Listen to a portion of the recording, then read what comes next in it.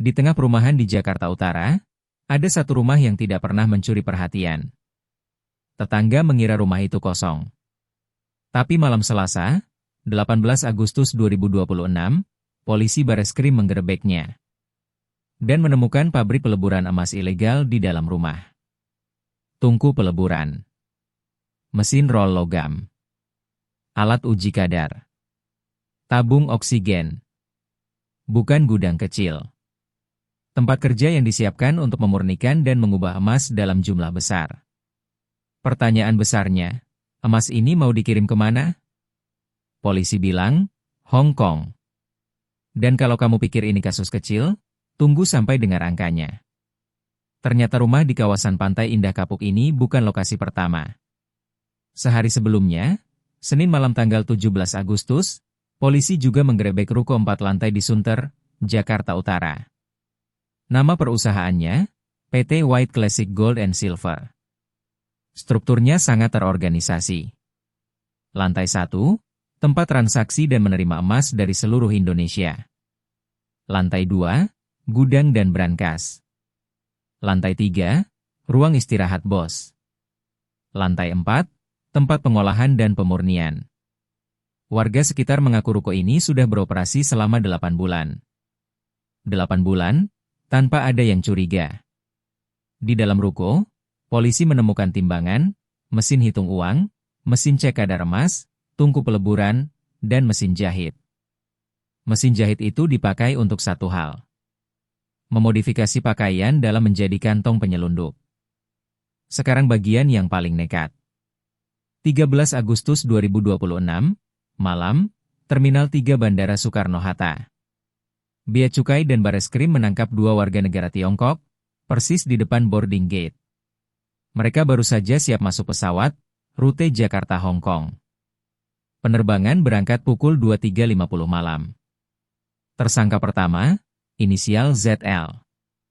14,08 kg emas, 23 keping, nilai 38 miliar rupiah. Diselipkan di badan dengan sabuk khusus. Metode yang disebut body strapping. Tersangka kedua, inisial ZC. 8,2 kg emas dalam tas dan koper. Nilai 22 miliar rupiah. Total 22,31 kg. Nilai total 60 miliar rupiah. 1 penerbangan. 2 tersangka. Puluhan miliar. Dan yang membuat polisi khawatir, tersangka kedua ternyata tidak sendirian. Dari rekaman CCTV, aparat menduga ada keterlibatan oknum petugas bandara atau ground handling. Orang dalam yang hafal jadwal dan sudut mati bandara. Sekarang kita bicara cara mereka menyelundupkan. Jaringan Hong Kong beda dengan jaringan Dubai.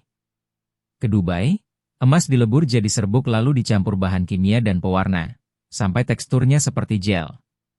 Ketika dipegang petugas, tidak terasa seperti logam.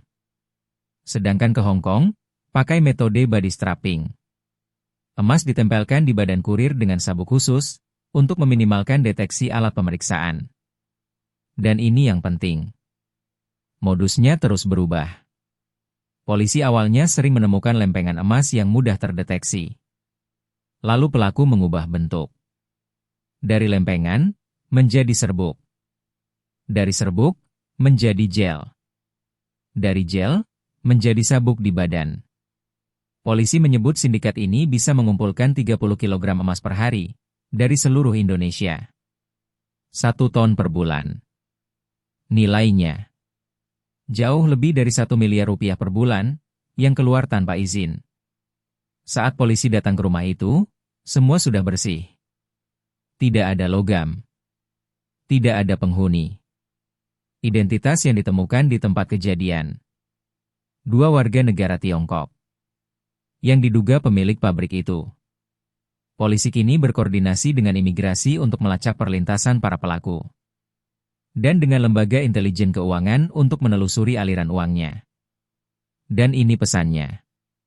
Aktivitas peleburan emas ilegal bisa terjadi persis di rumah tetangga.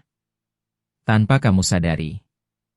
Dan butuh pengawasan dari semua pihak. Jadi, inti ceritanya. Rumah biasa. 2 pabrik tersembunyi. 1 rantai panjang dari tambang sampai bandara. Dan modus yang terus berubah. 2 kurir sudah ditangkap. Tapi pemilik pabriknya masih buron. Dan polisi belum selesai.